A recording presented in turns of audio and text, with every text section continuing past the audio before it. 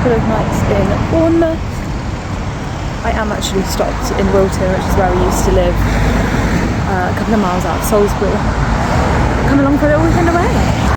It was honestly such a pretty area with all these streams everywhere and a gorgeous like derelict church in the middle of the town, and then this gorgeous Italianate church just outside the town, which had a cemetery in the back and the most gorgeous little bench that I sat many times at when it was tough, and it was so peaceful and there was sheep in the field behind. Here's the bench, stunning.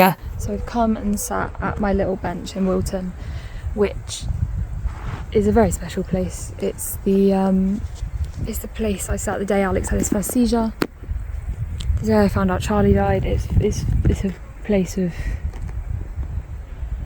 reflection, I don't know, comfort, quiet. I love it here. So I've just come and sat here.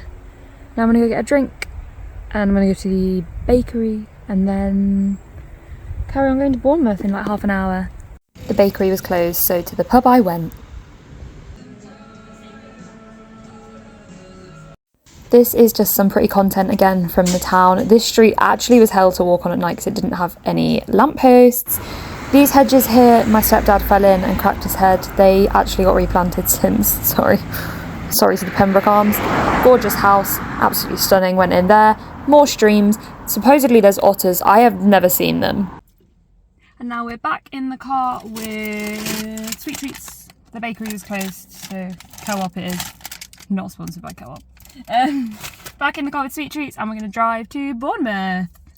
So I got to my friend's house, we chilled out for a bit, and then about 8 p.m. we went for a walk. She lives in Poole, so we went to Poole Harbour and literally just sat on this wall and chatted for ages. It was a really nice evening. Day 1 is done. It's currently like 10:30. I'm just about to go to sleep. I do have a full day tomorrow, so come along tomorrow, guys. Day 2. It's actually Carly's day, so I was going to go lay at the beach. On the beach. I'm not going to, so I'm going to brush my teeth. It's like 10:20. I just had a really lazy morning. My friend's at work.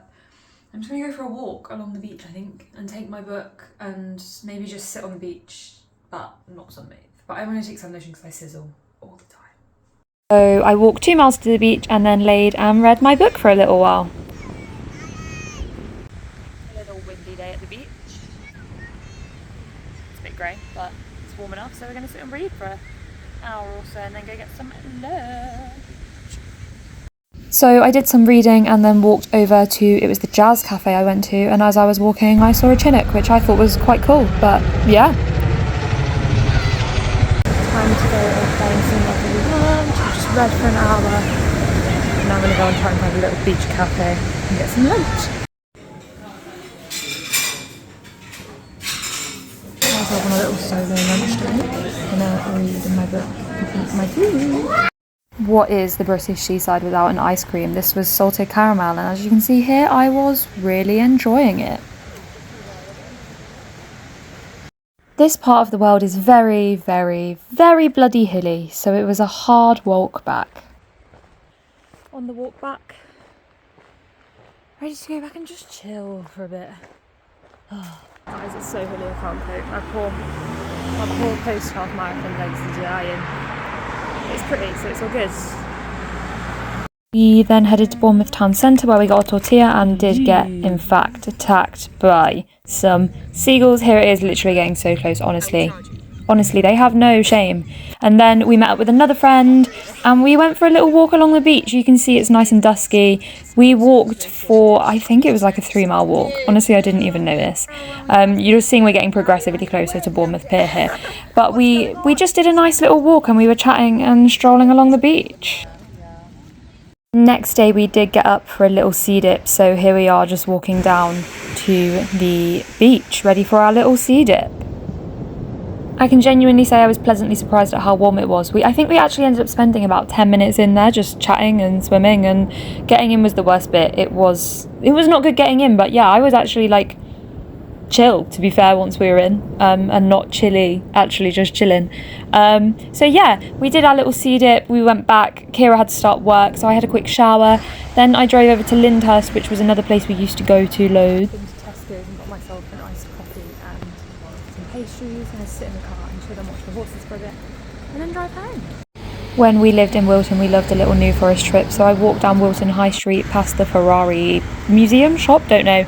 I didn't go to a cafe, I just went to Tesco and went a bit for the cheaper option, and I just chilled in the car and watched some of the horses. There's one very tiny one that you can see before I got ready to head home. It was like a 3-hour drive home, and yeah. So I've just popped to Lyndhurst on the way back. Just been here for like 25 minutes. Went for a walk down the high street, went to Tesco and bought myself a little iced coffee and a cheese twist and a chocolate twist. And I'm just going to chill. The horses have all gone. They're all literally in front of my car. I've come back and they've all gone. I'm going to chill, I'm going to drink my coffee, I'm going to eat my pastries, and then I'm going to get going home. Because I'm very tired and I'm very achy. And So guys, 2 hours 40, but I am home. Thanks for coming along on another little trip. Next video is going to be Stratford upon Avon. We're going to Stratford upon Avon. So sorry about my work phone, it's going to go off mental now. But thank you for coming along, guys. See you next week.